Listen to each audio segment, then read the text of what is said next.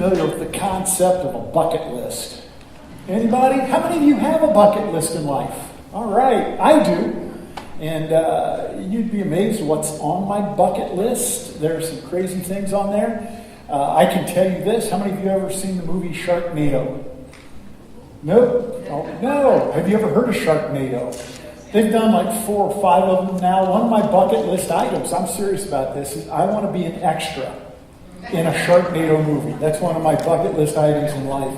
I've got a bucket list of things that I want to accomplish, places I want to go, things I want to eat, things I want to do, and I've accomplished a lot of them. One of the big bucket list items I had probably about 10 years ago was to hike to the top of Half Dome in Yosemite. How many of you have ever been to Half Dome in Yosemite? Any of you have seen it? Yeah, it's pretty cool.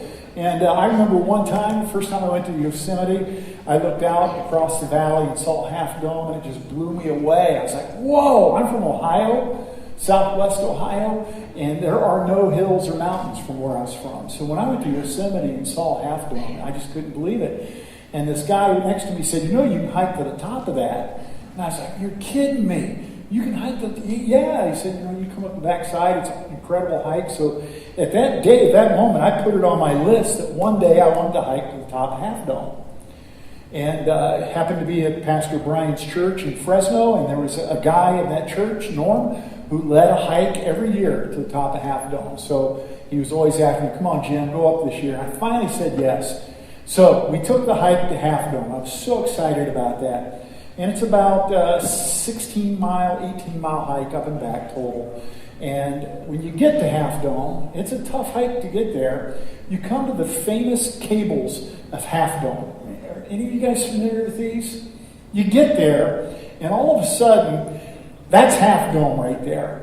And you've hiked, you're tired, you're exhausted, you're beat up, and you get to the face of Half Dome, and all of a sudden it goes like this. It's 50 degrees up a granite rock, and it's 400 feet from the base, from the start of the cables to the top. Those are the cables of Half Dome. And to get to the top, you grab one of the cables and you pull yourself up.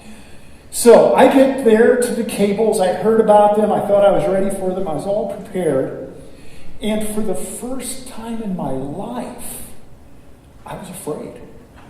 I've never been afraid of heights. When you're 6'5", being afraid of heights is not a good idea. I've never been afraid of heights. And I got there and I looked at those cables and I was just like, oh my gosh, I don't know if I can do this. And I was scared. And I looked at those cables and I don't know if I can do this. Now what was interesting, as I look back on that experience, my problem wasn't that I had too little faith in the cables. Thousands of people have gone up and down these cables. I knew that was safe. They've been up there for years. My problem wasn't a lack of faith in the cables. My problem was a lack of faith in me. That's where the problem was. I questioned my ability to do that. Now, I find that the same issue is often in play for me with my relationship with God. I find that I struggle in the same way. And my problem isn't that I lack faith in God. My problem is I lack faith in me. I know the problem isn't God. The problem is with Jim. And, maybe I'm the only one that struggles with that. Maybe I'm not the only one in the room, though, that has that same problem. It was certainly true for the recipients of this letter to the Hebrews. We're doing a series in Hebrews. We're coming near the end of it. And the writer of Hebrews understood that the Hebrew Christians in Rome, the Jews who became Christ followers in the city of Rome, were struggling with their faith. They wanted to turn back. They had met Jesus, they were excited about Jesus, but they were undergoing tremendous persecution, literally dying for their faith. And so many of them were turning away from Christ. And the writers of Hebrews writes this letter to encourage them to hang in there, to stay the course, to not turn back. And so we've gone through 10 amazing chapters of Hebrews, which has taught us the truth that Jesus is the greater way. And basically, the writer of Hebrews asks the question, where else are you going to turn? Who are you going to turn to if you're going to turn away from Jesus? And he's told us over and over that Jesus is the greater way. He's greater than the angels. He's greater than Moses. He's greater than the high priest. He's the greater sacrifice, the greater promise. He's the greater way to God. He is our greater hope and our greater salvation. Stay the course. Don't turn back. So today, as we come to chapter 11, the writer is resoundingly clear. Keep your faith in Jesus. Keep your faith in Jesus. Would you say that with me? Keep your faith in Jesus. Let's open our Bibles to Hebrews chapter 11. Hebrews chapter 11, one of the great chapters in the New Testament. It's the Hall of Fame of faith. Chapter 11 and the first part of chapter 12 that we'll deal with next week really is the conclusion to this great letter. Everything that the writer has taught us through the first 10 chapters comes into focus in chapter 11. We want to do the whole chapter, and I don't want to read the whole thing, so we're just going to read a part of it. But Hebrews chapter 11. Now, faith is being sure. Faith is being sure of what we hope for, and certain of what we do not see. This is what the ancients were commended for. Verse 13. All these people were still living by faith when they died. They did not receive the things promised. They only saw them and welcomed them from a distance, admitting that they were foreigners and strangers on earth. People who say such things show that they are looking for a country of their own. If they had been thinking of the country they had left, they would have had opportunity to return. Instead, they were longing for a better country, a heavenly one.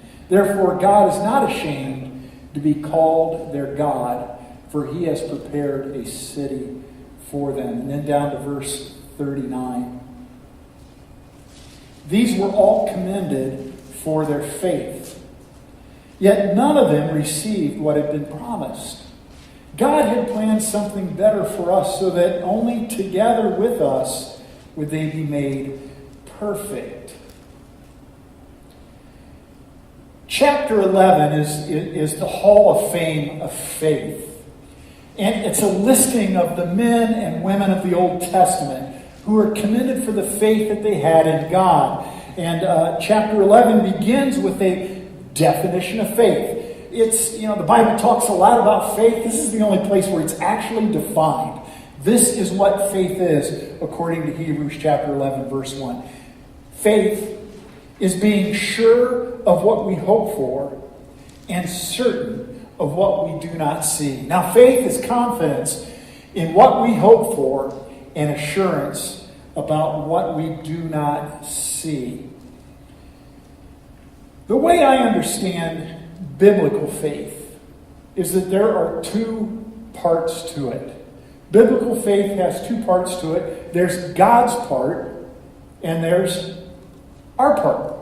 So we have God's part of faith and our part of faith. So I break this definition of faith into two parts. I call the first part substantive. Substantive.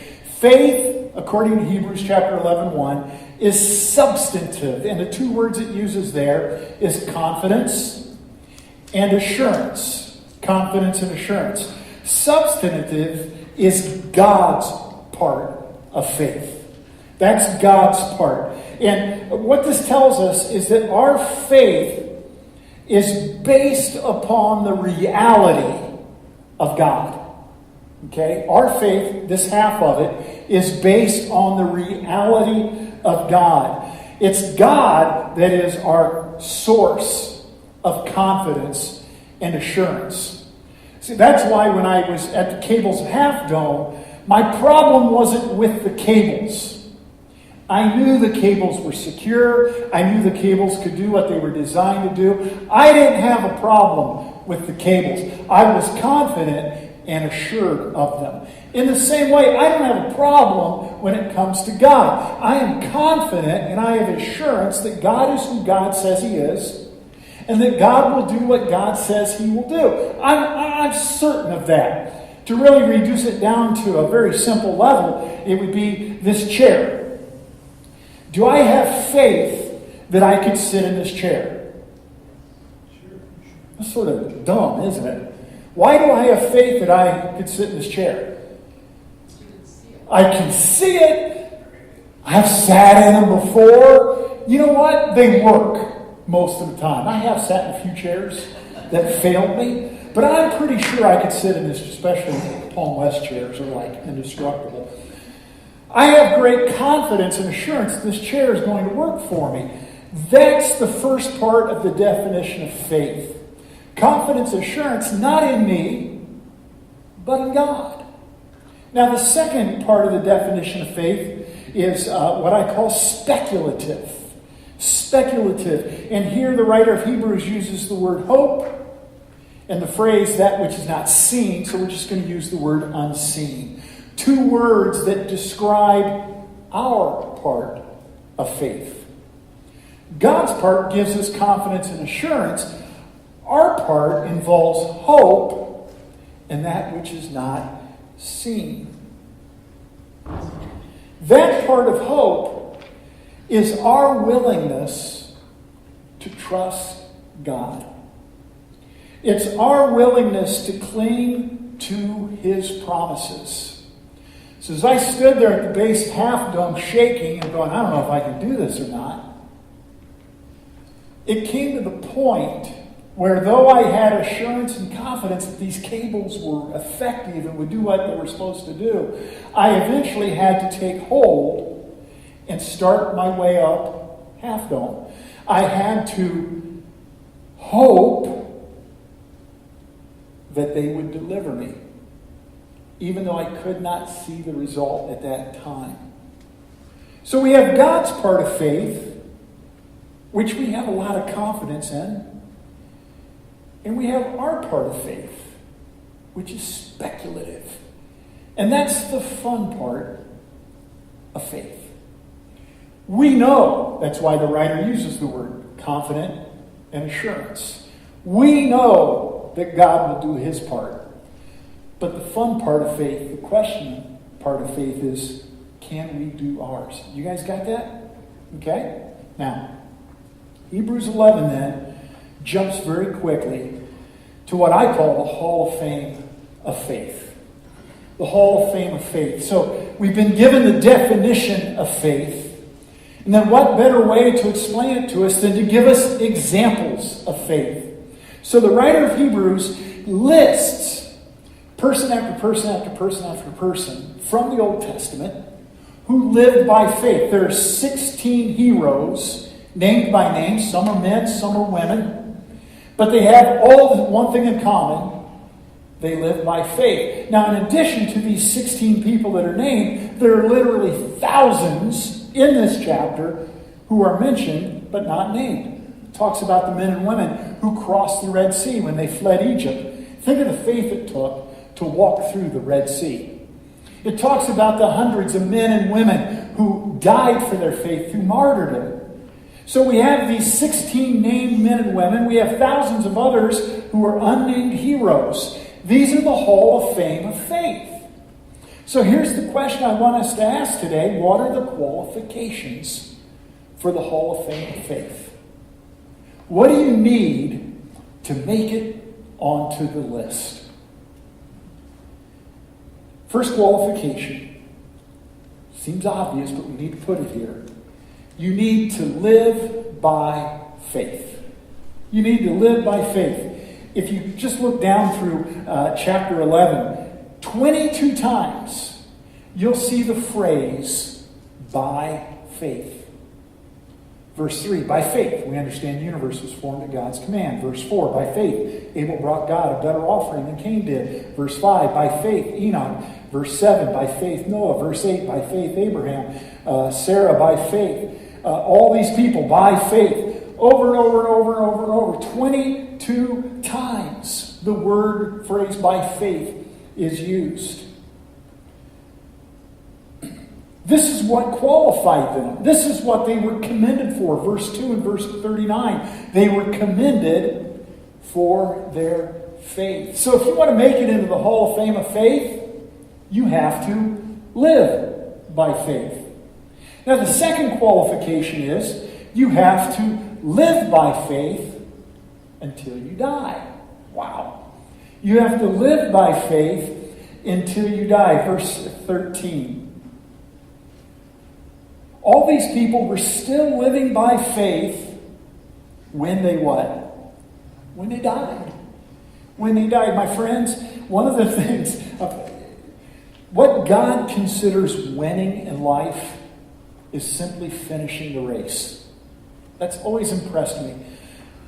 It's not about coming in first or second or third. It's not gold, silver, or bronze. It's simply finishing your race. So if you want to make it into the Hall of Fame of Faith, you have to live by faith, not during just the good times, but in the bad times, and all the way up until you finish, until you see Jesus face to face. The third qualification for the Hall of Fame is you need to accomplish great things for God. As you look down through this list, it's obvious.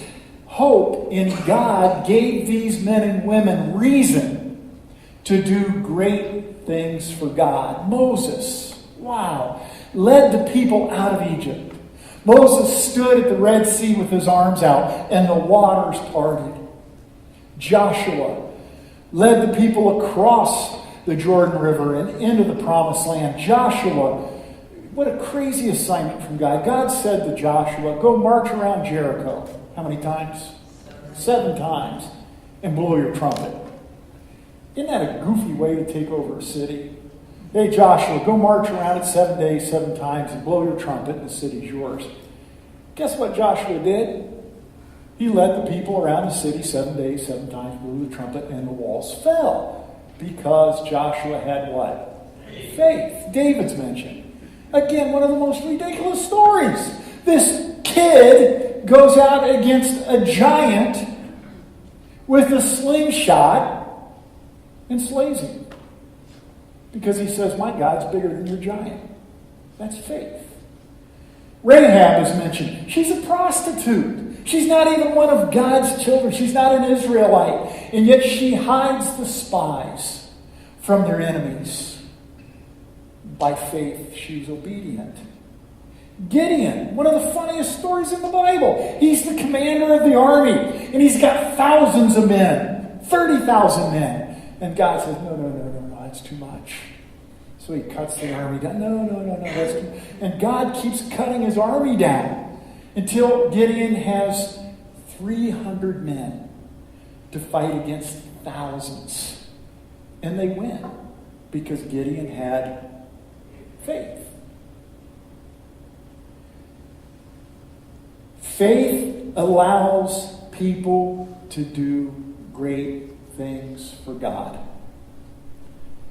One of the biggest mistakes that we've made as the church is we have put so much emphasis on forgiveness of sins and salvation and getting to heaven that we have forgotten that God wants us to make a difference today. I say this all the time. God saved you not just to get you into heaven. God saved you to make a difference in the world today.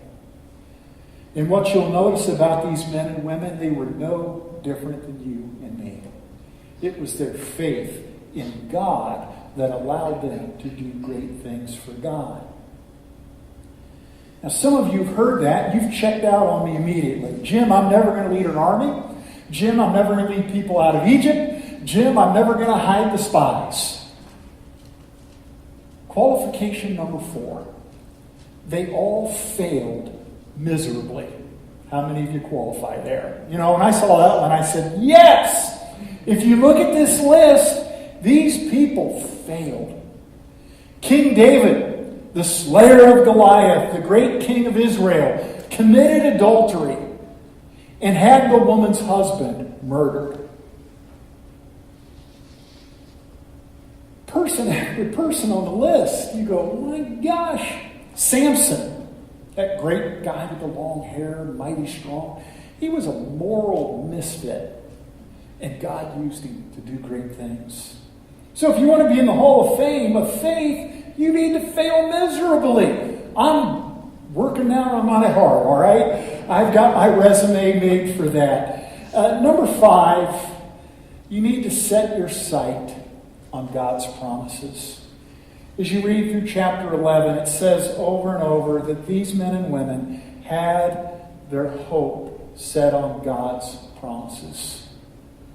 Abraham, God said, I'm going to make you a great nation. I'm going to give you descendants as numerous as the stars, as many as the grains of sand on the beach. I'm going to give you a land, and I'm going to bless the nations through you. Abraham kept his eyes on the promise. Moses was told by God he would take the people to the promised land. And he spent 40 years leading them through the wilderness with his eyes set on God's promise. Over and over, these men and women had hope and faith that God would do what God said he would do. Verse 13. All these people were still living by faith when they died. They did not receive the things promised. They only saw them and welcomed them from the distance. They never took their eyes off of God's promise. Number 6, you need to set your sight on a better country. For all of these men and women, they knew that the earth was not their destination. And while God has put us on this earth to make a difference today, where we're living today, in this community, in our families, our destination is not here. Our destination is in heaven. Our citizenship is in heaven. And we know that we are called to live by faith until the day we arrive. I will tell you, that meant nothing to me 30 years ago. But I'm 61 now. And heaven's a lot closer than it used to be. And I can't wait. I can't wait. That's our destination. That's our hope. And that's our promise. Number 7. You need to leave a legacy. You need to leave a legacy. We're going to talk about this next week in Hebrews chapter 12, verse 1. It says, therefore, since we are surrounded by such a great cloud of witnesses, these men and women in Hebrews 11 lived in such a way that they inspire us today, thousands of years later. We are called by God to leave a legacy to our children. We are called by God to leave a legacy to our grandchildren and to our great-grandchildren. We are called by God to leave a legacy to those who will follow. What you are doing today as you live for God by faith will make a difference in the future. I am convinced that 30 years from now, 40 years from now, men and women, okay, let's go 50, all right? If Jesus hasn't come back 50 years from now, Inspired Church with 1,000 people are going to have the 50th anniversary of Inspired Church. And some pastor, it ain't going to be me, is going to stand up there and thank God for the men and women who pioneered Inspired Church. Guess who that is? It's you. Now think 50 years from now, how many men and women will come to know Jesus Christ as their Savior and Lord? How many men and women will be baptized because you had faith? We leave a legacy. We leave a legacy. We believe that God's plan and purpose will be culminated one day. And until that day, we live by faith. We press on. We endure. One of the things I love about Half Dome was that basically anybody could do it. When I went up those cables, I saw people that were old going up those cables. Scared me to death, but when I went up those cables, I saw kids that were 7 and 8 years old going up those cables. I was thinking, their parents are crazy. But you know what getting to the top of Half Dome was all about? 1 foot in front of the other. 1 foot in front of the other. 1 foot in front of the other until you got to the top. Faith is simply putting 1 foot in front of the other as you trust God to do what He says. That's me. One of my all-time favorite pictures. Standing on Diving Board Rock above Yosemite Valley, thousands of feet below. And it was one of the great moments of victory in my life. 2 years after that picture, I stood in the same place again. That's faith.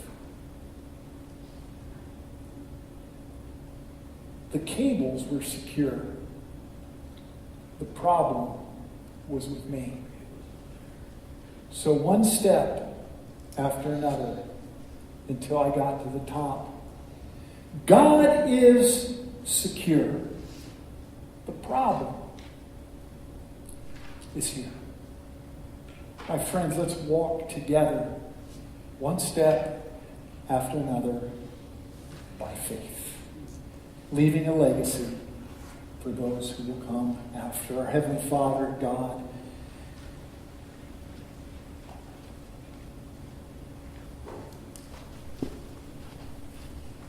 great is thy faithfulness.